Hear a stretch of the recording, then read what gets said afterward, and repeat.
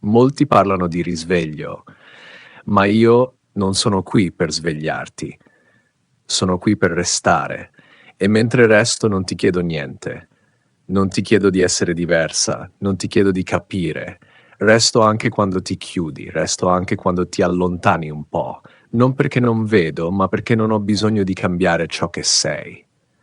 La presenza non è perfetta, è stabile.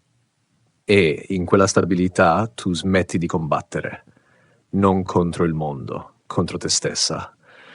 E lì inizi a respirare davvero, non perché qualcuno ti ha insegnato qualcosa, ma perché qualcuno è rimasto. Con te, davvero, senza uscire, senza distrarmi, senza andare altrove. Con te,